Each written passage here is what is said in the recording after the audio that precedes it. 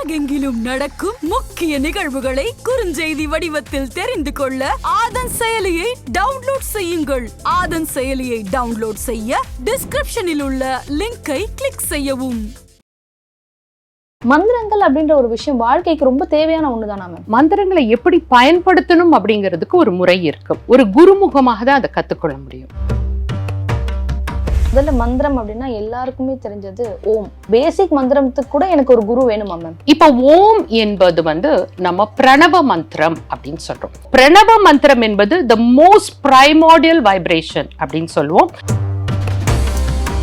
அகரம், உகரம், மகரம், மௌனம். அப்போ இதை எப்படி உச்சரிக்க வேண்டும் என்று ஒரு சில வழிமுறைகளும் இருக்கு. அதன்படி உச்சரிக்கும் பொழுது அந்த பிரணவம் நமக்குள்ளாக ஆக்ட் ஆகும். கடவுளை ஈஸியா அடையறதுக்கான ஒரு வழிதான் மந்திரம். ஏன் அதுக்குன்னு ஒரு ப்ரொசீஜர் வச்சிருக்காங்க? நான் சொல்லக்கூடியது நல்ல மந்திர உச்சாடனம் பண்றவங்களுக்கு நினைத்த மாத்திரத்துல நீங்க அந்த இறைநிலையோட உங்களை தொடர்பு படுத்திக் கொள்ள முடியும். இறைவனை வழிபடுவது அல்ல நமது மார்க்கம், இறைவனாகவே மாறுவதுதான் நமது மார்க்கம். அகம் பிரம்மாஸ்மி தத்வமசி அயம் ஆத்மா பிரம்மஹா. என்னுடைய ஆத்மனே பிரம்மனாக இருக்கும் பொழுது அங்க என்ன பாகுபாடு இருக்கு? மந்திரங்களும் இந்த காலத்து மக்களுக்கு தேவையான ஒரு பரிகாரம் தான் அப்படின்னு நீங்க சொல்ல வரீங்களா? தற்காலிக நிவாரணம் அளிப்பது பரிகாரம். மந்திரம் என்பது உங்களுக்குள்ளாக ஏற்படுத்தக்கூடிய பரிணாம வளர்ச்சி. ஆதன் ஆன்மீகம் நேயர்களுக்கு வணக்கம். உங்க பகுதியில் நடக்கக்கூடிய முக்கியமான நிகழ்வுகளை நீங்க தெரிஞ்சுக்கணும் அப்படின்னா ஆதன் செயலியை டவுன்லோட் செய்யுங்க. அதுக்கான லிங்க் டிஸ்கிரிப்ஷன்ல இருக்கு. அதாவது ஒரு மந்திரம் ஒருத்தவங்களுடைய வாழ்க்கையில எந்த மாதிரியான மாற்றங்கள் கொடுக்க போகுது அப்படின்றத பத்தி இன்னைக்கு நிறைய விஷயங்கள் பார்க்க போறோம். வணக்கம் மேம். வணக்கம்மா. வணக்கம். நல்லா இருக்கேம்மா மேம். பொதுவா நான் ஃபர்ஸ்ட் ஒரு கேள்வி கேட்டேன் மேம். நிறைய பேர் இப்ப சமீபத்துல நிறைய மந்திரங்கள் பயன்படுத்துறாங்க. மந்திரங்கள் அப்படின்ற ஒரு விஷயம் வாழ்க்கைக்கு ரொம்ப தேவையான ஒண்ணுதானா மேம்? கண்டிப்பா தேவையானது ஒண்ணுமா, வாழ்க்கைக்கு தேவையான ஒண்ணு. ஆனா மந்திரங்களை எப்படி பயன்படுத்தணும் அப்படிங்கிறதுக்கு ஒரு முறை இருக்கும். யார் வேணாலும் எந்த மந்திரம் வேணாலும் எடுத்து சொல்லணும் அப்படிங்கிறது கிடையாது. ஸோ மந்திரங்களுக்கு அது உச்சாடனத்துக்கு நிறைய வகைகள் இருக்கு. அதாவது முதல்ல நீங்க செய்ய வேண்டியது ஒரு குருமுகமாக தான் அதை கத்துக்கொள்ள முடியும். ஏன்னா இப்போ நான் ஒரு உதாரணம் உங்களுக்கு சொல்றேன். எனக்கு கார் டிரைவிங்க்கு எனக்கு ஒரு மேனுவல் இருக்கும். ஸோ நான் ஏறி உட்காந்து காரை ஸ்டார்ட் பண்றேன், ஸ்டீரிங்கை ஹேண்டில் பண்றேன், போறேன். எப்படி எனக்கு பிரேக் பண்றதுன்னு தெரியல, ஆல் ஒரு டைரக்ஷன்ல போகும்போது எப்படி நான் டைவர்ட் பண்றதுன்னு எனக்கு தெரியல. மேனுவல் அது இல்லை அப்படின் போது ஐ வில் கெட் ஸ்டக். அந்த இடத்துல நான் நின்றுவேன். ஸோ அதை போலதான் மந்திரங்கள் என்பது ஒரு உயர்ந்த சாதனம். அப்போ அந்த சாதனத்தை பயன்படுத்துவதற்கு ஒரு முறையான குரு மூலமாக போகும் பொழுதும் அதுல எந்த இடத்துல நம்ம பிரேக் பண்ணணும், எப்படி இருக்கணும் அப்படிங்கிறது இருக்கு. இன்னொன்று பார்த்தீங்கன்னா இன்னைக்கு சமுதாயத்துல நான் சொல்லிக்கொள்ள விரும்புகிறது என்னன்னா, இந்த மந்திர சக்தியை கையாடல் ரொம்ப அதிகமாவே இருக்கு. ஆனா இதனுடைய முழு பலன் கிடைச்சிருக்கா அப்படிங்கிறத கொஞ்சம் சிந்திக்க வேண்டும். ஏன்னா நிறைய மந்திரங்களுக்கு சாப விமோச்சன மந்திரம் இருக்கு. ஸோ இந்த சாப விமோச்சன மந்திரங்களை ஒரு குரு மட்டுமே கொடுக்க முடியும். அந்த சாப விமோச்சனத்தை எப்படி செய்யணும், எவ்வளவு நாட்கள் அதை செய்யணும், இந்த உச்சாடனங்களை எப்படி பண்ணணும் அப்படிங்கிறதெல்லாம் இருக்கு. ஸோ தொடர்ந்து இந்த வரக்கூடிய பதிவுகளில் மந்திரம்னா என்ன, யந்திரம்னா என்ன, இதை எப்படி கையாள போகிறோம் என்பது தந்திரம்னு சொல்லுவோம். ஸோ இந்த மந்திர யந்திர தந்திரத்தை பத்தி நம்ம தொடர்ந்து பேசலாம். அப்போ மந்திரங்கள் என்பது மிகவும் சக்தி வாய்ந்த ஒரு உச்சாடனம். அதை பற்றி கண்டிப்பா நிச்சயமா ஒரு குருமுகமா தான் நீங்க கத்துக்கொள்ள வேண்டும் என்பது என்னுடைய கருத்து. Okay ma'am. மேம், முதல்ல மந்திரம் அப்படின்னா எல்லாருக்குமே தெரிஞ்சது ஓம். ஓம் தான் எல்லாருமே ஈஸியா சொல்லக்கூடிய ஒரு மந்திரம். நம்ம ஆட்கள் ஓம்னு சொல்லுவாங்க. இது ஃபாரினர்ஸ், வெளிநாட்டு ஆட்கள்லாம் அவும் அப்படின்னு ஒரு சவுண்ட் கொடுப்பாங்க. இந்த மந்திரம் இப்ப நான் குரு மூலியமா தான், அதாவது இந்த ஒரு பேசிக் மந்திரத்துக்கு கூட எனக்கு ஒரு குரு வேணுமா மேம்? அதாவது மாம், இப்போ இந்த ஓம்காரம் பத்தி நீங்க சொல்றீங்க இல்லைங்களா? இப்போ மந்திரங்கள் அப்படின்னு சொல்லும் பொழுது அது அதிர்வுகள், ஒரு சக்தி. இப்போ ஓம் என்பது நம்ம பிரணவ மந்திரம் அப்படின்னு சொல்றோம். அதாவது அடிப்படையில எல்லாமே அதிர்வுகள் தான், எல்லாமே அதிர்வுகள் தான். ஈவன் நம்ம தோற்றமாக பார்ப்பது கூட அதிர்வுகள் தான். எவ்ரிதிங் இஸ் a வைப்ரேஷன் அப்படின்னு நம்ம சொல்லுவோம். அப்போ பிரணவ மந்திரம் என்பது த மோஸ்ட் பிரைமோடியல் வைப்ரேஷன் அப்படின்னு சொல்லுவோம். அதாவது மிக மிக மிக மிக ஒரு நுண்ணிய அறிவு. அப்போ அந்த அதிர்வுகளை எப்படி உச்சரிக்க வேண்டும் என்பதற்கு நமக்கு உபனிஷத்துக்கள் வழிகாட்டுகின்றன. இப்போ ஓம் ஓம் ஓம் அப்படிங்கிறது அது எந்த அளவிற்கு பயன் கொடுக்கும் அப்படிங்கிறதுல இதுல வந்து பார்த்தீங்கன்னா 4 விஷயங்கள் அடங்கி இருக்கு இந்த ஓம்காரத்துல. அகரம், உகரம், மகரம், மௌனம். அது அர்த்த மாத்திரைன்னு சொல்லுவோம். அப்போ இதை எப்படி உச்சரிக்க வேண்டும் என்று ஒரு சில வழிமுறைகளும் இருக்கு. ஸோ அதை கற்றுக்கொண்டு அதன்படி உச்சரிக்கும் பொழுது அந்த பிரணவம் நமக்குள்ளாக ஆக்ட் ஆகும். இப்ப சாதாரணமாக ஒரு மந்திரத்துக்கு முன்னால நம்ம சொல்றப்போ ஓம் நம சிவாய, அந்த இடத்துல நீங்க சாதாரணமா ஓம் என்று சொன்னா போதும். ஆனா ஓமையே ஒரு தியானமாக, ஓமையே ஒரு மந்திரமாக சொல்லும் பொழுது அதற்கான வழிமுறைகளை பின்பற்றுவது மிக மிக சிறப்பாக இருக்கும். ஏன்னா நமது முன்னோர்கள் ரிஷிகள் வந்து ஒரு மிகப்பெரிய பொக்கிஷத்தை நமக்கு விட்டு சென்றிருக்கிறாங்க. அதை வந்து இன்னைக்கு நம்ம ஒரு அவசர கதியில வந்து நம்ம பயன்படுத்துவது அப்படிங்கிறது சரியானதாக இருக்காது என்பது நான் நினைக்கிறேன். ஏன்னா கண்டிப்பா இருக்காது. ஏன்னா அது கரெக்டா சொல்லும் பொழுது அது செய்யக்கூடிய அற்புதங்கள் அநேகம். ஓம்காரமே போதும், ஓம்காரமே போதும். அதை வந்து நிதானமா அனுபவிச்சு அதனுடைய ஒவ்வொரு அக்ஷரங்களோடு உள்வாங்கி அதை எந்த வேகத்துல சொல்லணும், எந்த அதிர்வுகளில சொல்லணுங்கிறத சொல்லும் பொழுது அதுவே செய்ய வேண்டிய அத்தனை மாற்றங்களையும் நமக்கு கொடுக்கக்கூடிய ஒரு உன்னதமான மந்திரம் பிரணவ மந்திரம். கடவுளை ஈஸியா அடையறதுக்கான ஒரு வழிதான் மந்திரம். அந்த மந்திரத்தை நான் கடவுளை எங்க நினைச்சாலும் சொல்லலாம் மேம். ஏன் அதுக்குன்னு ஒரு ப்ரொசீஜர் வச்சிருக்காங்க? ப்ரொசீஜர் அப்படின்னு சொல்லும்போது எங்க நினைச்சாலும் சொல்லலாம், எப்ப வேணாலும் சொல்லலாம், சரிங்களா? ஆனா அகத்தூய்மை ரொம்ப ரொம்ப முக்கியம். நான் வந்து உடல் தூய்மையை பத்தி நான் பேசவே இல்லை இந்த இடத்துல, அல்லது நம்மளோட சுற்றுச்சூழல் தூய்மையும் பேசவே இல்லை. நான் சொல்லக்கூடியது நல்ல மந்திர உச்சாடனம் பண்றவங்களுக்கு நினைத்த மாத்திரத்துல நீங்க அந்த இறைநிலையோட உங்களை தொடர்பு படுத்தி கொள்ள முடியும். இப்போ ஒரு விஷயம் நான் சொல்றேன். ஸ்ரீவித்யை மார்க்கத்துல நாங்கெல்லாம் இருக்கோம்.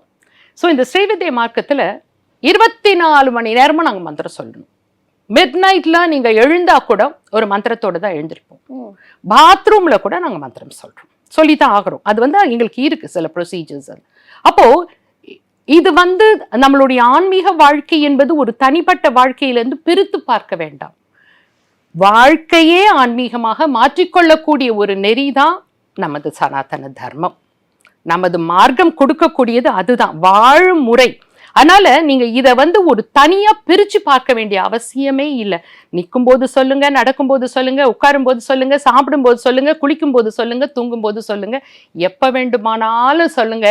ஏன்னா எங்கும் நீக்கமர நிறைந்திருக்கக்கூடிய இறைவன், எனக்குள்ளேயும் இருக்கக்கூடிய அந்த இறைவன், அவனை நான் தொடர்பு கொள்வதற்கு எந்த தடையுமே கிடையாது. அதனால நான் எந்த தடையும் சொல்லலை. எங்க வேணாலும் சொல்லுங்க.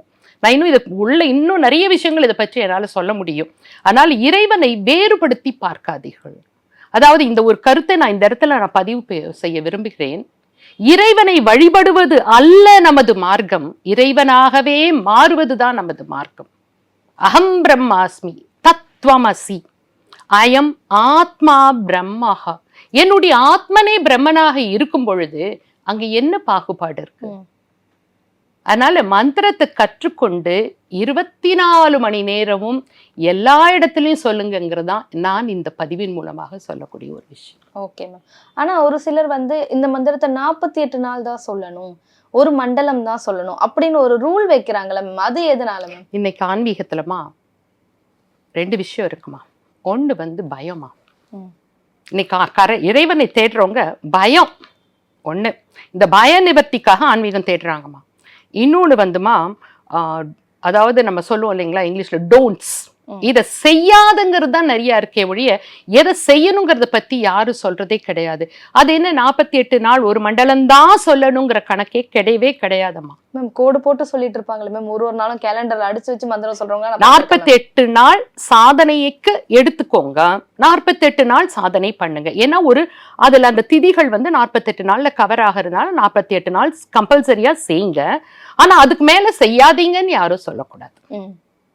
இந்த உடல்ல மூச்சு இருக்க வரைக்கும் அந்த மந்திரங்கள் நமக்குள்ளதான் ஓடும். இப்போ ஒரு உதாரணத்துக்கு நான் சொல்றேன்.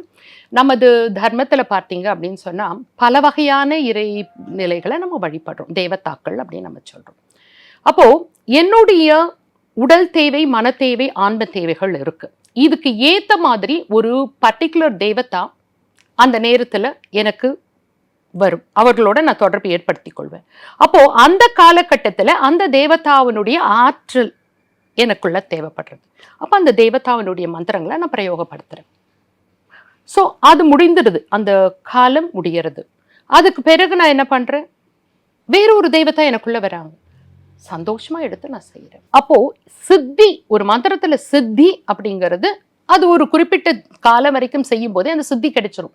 அந்த சித்தி கிடைச்சதா இல்லையாங்கிறத நம்மளாலேயும் உணர முடியும். அந்த மந்திரத்தை பிரயோகம் பண்ணும் பொழுது அந்த சித்தி நமக்கு கிடைச்சிடுதா இல்லையாங்கிறத ஒவ்வொரு தனிப்பட்ட மனிதனும் உணர்ந்து கொள்ள முடியும். அப்போ சித்தி கிடைத்த ஒரு மந்திரத்தை எப்ப வேணாலும் பிரயோகப்படுத்தலாம். ஸோ இந்த மந்திரங்கள் ஒரு ஏதோ யாரோ ஒரு குறிப்பிட்ட மக்களுக்கு மட்டும்தான் உரியது என்பது கிடையவே கிடையாது. உடலும் உயிரும் இருக்கிறவங்க அத்தனை பேருக்கும் மந்திரங்கள் உரித்தானது. இது இந்த பாரத மண்ணினுடைய சொத்து. இதை யாரும் எடுத்துக்கொள்ளலாம். இதுல ஜாதி பேதம் இல்லை, மதம் பேதம் இல்லை. அனைவருக்கும் உரிய ஒரு சொத்து. என்னுடைய வேண்டுதல் எல்லாம் இதை எடுக்கலாம், கையாளலாம், ஆனந்தமா இந்த பாரத பூமியை பிரகாசமடைய செய்யலாம் என்பதுதான் என்னுடைய வேண்டுகோள். ஓகே, இப்போ நீங்க பலருக்கு குருவா இருக்கீங்க மேம். நீங்க மந்திரங்கள் சொல்லி கடவுளோட டைரக்டா கனெக்ட் பண்றீங்க. இப்போ நான் நாளைக்கு நினைச்சேன்னா தொடர்ந்து மந்திரம் சொல்றது மூலியமா கடவுளை என் கூட கனெக்ட் பண்ண முடியுமா? 100% உண்மை. அதுதான் உண்மை, அதுதான் உண்மை. அந்த எந்த வேத வாக்கியமும் ஒரு குறிப்பிட்ட மனிதர் தான் இறைவனை காணலாங்கிறதே இல்லை, புரிஞ்சுக்கோங்க. இறை சக்தி என்பதற்கு உண்மையில சொல்ல போனா உருவமற்றது, எங்கும் நீக்கமர நிறைந்திருக்கக்கூடிய ஒரு ஆற்றல். இப்போ இது உங்களுக்கு புரியுற மாதிரி நான் சொல்லணும்னாக்கா, ஒரு ஆற்றுல தண்ணி ஓடுது, சரிங்களா? அந்த தண்ணி நான் பிரயோகப்படுத்தணும் அப்படின்னா நான் என்ன பண்றேன், ஒரு சொம்பு எடுத்துட்டு போறேன், தண்ணியை மோந்துட்டு எடுத்துட்டு என்னோட வீட்டுல வச்சிடுறேன். இப்போ அந்த தண்ணிக்கு என்ன பேரு? குடத்து தண்ணி. இந்த தண்ணியை நான் என்ன பண்ணுவேன், சமையலுக்கு நான் பயன்படுத்துவேன். இன்னொரு குடம் தண்ணி கொண்டு ஒரு பக்கெட்ல ஊத்தி வச்சிருக்கேன். இந்த தண்ணியை நான் என்ன பண்ணுவேன், வேற காரியங்களுக்கு நான் பயன்படுத்துவேன். ஆனா எல்லாமே ரெண்டும் என்னதான், ஆற்று தண்ணி தான். அதை போல இறைவனின் சக்தி என்பது எல்லா இடத்துலயும் இருக்கு. இதை நான் பிரயோகப்படுத்தக்கூடியதுதான் நம்ம இன்னைக்கு செய்யக்கூடிய பூஜை முறைகளும் உருவ வழிபாடுகளும். இது எல்லாருக்கும் பொதுவானது, எல்லாருக்கும் பொதுவானது. நிச்சயமா நீங்களும் அந்த மந்திரத்தை எடுத்துக்கொண்டு இறை தரிசனத்தை பெறலாம். அந்த பிரம்மத்தை நமக்குள்ள உணரக்கூடிய ஒரு அழகான மார்க்கம் நமது தர்மம். கண்டிப்பா மேம். இன்னொரு விஷயம் என்ன அப்படின்னு பார்த்தீங்கன்னா, இப்போ நீங்க சொல்லியிருந்தீங்கல்ல மேம், மந்திரம் எல்லாரும் சொல்லலாம் அப்படின்னு சொல்லிட்டு, அப்படி பார்க்கும்போது சில மந்திரங்கள் மட்டுமே வச்சிருக்கலாமே மேம், கணக்கே, அதாவது எண்களுக்கு எப்படி கணக்கு இல்லையோ அந்த மாதிரி நம்மளுடைய மந்திரங்களுக்கும் கணக்கு இல்லை. கண்டிப்பா அவ்வளோ மந்திரங்கள் இருக்கு. எதுக்கு இவ்வளவு மந்திரங்கள்? இப்போ இன்னைக்கு உங்களோட தேவி என்னோட தேவி ஒண்ணா? இல்லை. உங்களோட டேஸ்டும் என்னோட டேஸ்டும் உண்டா? இல்ல இல்ல. எத்தனை மக்கள் இருக்காங்க, ஒவ்வொருத்தருக்கும் ஒரு தேடல் இருக்கு இல்லையா, ஒவ்வொருத்தருக்கும் ஒரு தேவை இருக்கு இல்லையா, ஒவ்வொருத்தருடைய வந்த பாதைகள் வேற இல்லையா. நம்ம வந்த பாதைகள், எடுத்தேன் பல பிறவி அப்படின்னு சொல்றோம், பல பிறவிகள் கடந்து வந்திருக்கோம் இல்லையா. அப்போ அந்த மனிதனுக்கு என்ன தேவையோ அது இங்க இருக்கு. எந்த மனிதனுக்கும் இல்லாத ஒரு விஷயம் இங்க இல்லை. எல்லாரும் ஒவ்வொரு இண்டிவிஜுவல், ஒவ்வொரு சின்ன மனிதர் என்ன ஒரு வேணுமோ அவர்களுக்கு தேவையானது இருக்கிறதுனால பல வகையான மந்திரங்களும் பல வகையான முறைகளும் இந்த இடத்துல இருக்கு. அதனால ஒன்றை கொடுத்து நீ இது எல்லாருமே யூஸ் பண்ணுங்கிறது அளவில்லை. ஒவ்வொருத்தருடைய தேவைக்கேற்ப அவர்களுடைய உடல் அமைப்பு, அவர்களுடைய கர்மாக்கள், அவர்களுடைய வாழ்க்கை பயணம், இதற்கு ஏற்ப மந்திரங்கள் இருக்கு. ஆனா ஒரே விஷயம் என்னன்னா, இதையெல்லாம் சென்று சேர்க்கக்கூடிய இடம் ஒன்று. அதுதான் அதுதான் அதுல எந்த மாற்றமும் இல்லை. அது கொண்டு எங்க சேர்க்கும் அப்படின்னா எந்த பரபிரம்மத்திடத்துல கொண்டு சேர்க்கும். அப்போ மந்திரங்களும் இந்த காலத்து மக்களுக்கு தேவையான ஒரு பரிகாரம் தான் அப்படின்னு நீங்க சொல்ல வரீங்களா? நான் பரிகாரம் சொல்லவே இல்லை. பரிகாரம் என்பது அது வேற வார்த்தை. மந்திரங்கள் என்பது வாழ்க்கை நெறி. மனனா திராயத்தே இதி மந்திரஹா அப்படின்னு சொல்லுவோம். திரும்ப திரும்ப சொல்வதனால் அந்த சக்தி உங்களுக்குள்ளாகவே வேலை செய்வதுதான் மந்திரம். பரிகாரம் என்பது ஒரு காரிய சித்திக்காக ஒரு செயலை நீங்கள் செய்யறது பரிகாரம். மந்திரம் அப்படி அல்ல. மந்திரம் பரிகாரம் அல்ல. மந்திரம் நமக்குள்ளாக ஒரு பரிணாம மாற்றத்தை ஏற்படுத்தும். பரிகாரம் உங்களோட ஒரு செயலுக்கு உடனடியா ஏதோ ஒரு ரிலீஃபை கொடுக்கும், டெம்பரரி ரிலீஃப், தற்காலிக நிவாரணம் அளிப்பது பரிகாரம். மந்திரம் என்பது நீடித்த நிலைத்த உங்களுக்குள்ளாக ஏற்படுத்தக்கூடிய பரிணாம வளர்ச்சி. அந்த வளர்ச்சி என்ன பரிணாம வளர்ச்சி என்றால், இப்போ புல்லாகி பூடாகி பல்விருகமாகி சொல்றோம் இல்லைங்களா, இப்படி வந்திருக்கும் இந்த மனித பிறவியில. இந்த மனித பிறவி இறைவனை அடையக்கூடிய அந்த மார்க்கத்தை காட்டக்கூடிய அந்த சாதனை தான் மந்திரம். இப்போ இந்த மந்திர சாதனையில இருக்கவங்களுக்கு பரிகாரம் தேவையே இல்லை. ஏன்னா நம்ம இறைவனை நோக்கிய பயணத்துல சரியான பாதையில பயணித்து கொண்டிருக்கிறோம். அப்படி இருக்கும்போது நமக்கு நிவாரணங்கள் தேவையில்லை. புரியுதுங்களா? நிறைய இருக்கு. இதுல உள்ள போனீங்கன்னா நிறைய விஷயங்கள் இருக்கு. இப்போ ஒரு இடத்துல புயல் அடிக்குது அப்படின்னா அந்த இடத்துல இருந்து நீங்க காப்பாற்றப்படுவீங்க. ஒரு இடத்துல நிலநடுக்கம் வருதுன்னா அந்த இடத்துல நம்ம காப்பாற்றப்படுவோம். இப்போ ஒன்றும் இல்லை, சுனாமி வந்தது, திருச்செந்தூர் கோவில் ஒன்றும் ஆகலை. ஏன்? அந்த இடத்துல இருக்கக்கூடிய ஒரு ஆற்றல் களம். அப்போ ஒரு கோவில்ல இருக்கக்கூடிய ஆற்றல் களம் ஒவ்வொரு மனிதனுடைய உடல்லையும் அதே ஆற்றல் களம் ஏற்படும் போது உங்களுக்கு எல்லா ப்ரொடெக்ஷனும் அதுல கிடைச்சிடும், எல்லா கவச்சமும் அதுல வந்துடும் உங்களுக்கு. அதனால மந்திர சாதனை பண்றவங்கள எவ்வகையிலும் இறை சக்தி சூழ்ந்துதான் இருக்கும். அப்போ நான் முதல்ல சொன்ன அதே இதை தான் சொல்றேன். இறைவனையும் நம்மையும் பிரித்து பார்க்காமல் இறைநிலையோடு கைகோர்த்து நடக்கக்கூடிய ஒரு வாழ்க்கை பயணம் இருக்கு பாருங்க, அதுதான் ஆன்மீக பயணம். மேம், இந்த ததாஸ்து அப்படின்ற ஒரு வார்த்தை, ததாஸ்து, நம்ம என்ன சொல்றோமோ அதே நடக்கும் அப்படின்னு சொல்லிட்டு நிறைய பேர் நிறைய விதமா இந்த வார்த்தையை சொல்லுவாங்க.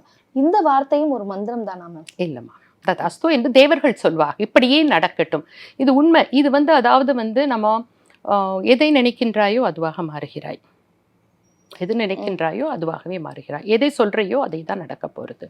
அப்போ நம்ம எதை சொல்லுகிறோமோ இப்படியே ஆகட்டும் என்பதுதான் அதனுடைய அர்த்தம். இப்படியே நடக்கட்டும், இப்படியே ஆகட்டும் அப்படிங்கிறது அதனுடைய அர்த்தம். அப்போ நம்ம ஒருத்தரை ஒரு மந்திர வாழ்க்கையில ஈடுபட்டிருக்கக்கூடிய ஒருத்தரை பார்த்துட்டு நீங்க ஒரு தவறான வார்த்தை நான் சொல்ல விரும்பல, இப்படி ஆயிருவீங்கன்னு ஒரு தவறா சொல்றாங்க அப்படின்னா அதுவும் பலிக்கிறதுக்கான வாய்ப்பு இருக்குனால மந்திர வாழ்க்கையில் ஈடுபடுறவங்க யாரையும் தவறான வார்த்தையை சொல்லக்கூடாது. இப்ப நானே அந்த வார்த்தையை சொல்ல வேண்டாம் தான் சொல்றேன். நமது பாரம்பரியத்துலமா ஒரு விஷயம் நல்லா நோட் பண்ணி பாருங்க, திட்டுறது கூட நல்ல வார்த்தையா தான் இருக்குமா. இவரு பெரிய ஒரு ராஜா, இவரு, புரியுதுங்களா? இதுதான் நம்மளோட பாரம்பரியம். ஏன்னா நம்ம நம்ம யாரை திட்ட போறோம்? நம்ம குழந்தைகளை திட்ட போறோம். அப்ப திட்டும் போது நம்ம சொல்ல பெரிய ராஜா இவர் சொன்னா கேட்க மாட்டாரா? அப்ப அங்கேயே அவங்க சொல்றது பாசிட்டிவ் வேர்ட்ஸ், ஒரு நேர்மறையான வார்த்தைகளை தான் நம்ம பிரயோகப்படுத்தணும். எதிர்மறையான வார்த்தைகள் அந்த இடத்துல தேவையில்லை. மந்திர வாழ்க்கையில மந்திர பிரயோகம் பண்றவங்களுக்கு அதனாலதான் நம்ம ஆசி வாங்குறவங்க கிட்ட எல்லாம் மந்திர உச்சாடனம் பண்ணி ஒரு நல்ல தெய்வீக மார்க்கத்துல இருக்கவங்க கிட்ட நம்ம ஆசி வாங்குறது அதுக்காக. ஸோ அவங்க வாழ்த்தும் பொழுது தேவர்கள் எல்லாம் அப்படியே ஆகட்டும் ததாஸ்து அப்படின்னு சொல்லி அவங்க வாழ்த்துவாங்க அப்படின்னு நம்ம சொல்றோம். ஓகே மேம், இன்னைக்கு மந்திரங்களை பத்தி பொதுவான விஷயங்களை நிறைய சொன்னீங்க. தொடர்ந்து ஒவ்வொரு மந்திரம் பத்தியும் நிறைய பேசுறேன் மேம். நன்றி. நன்றிம்மா. நன்றி.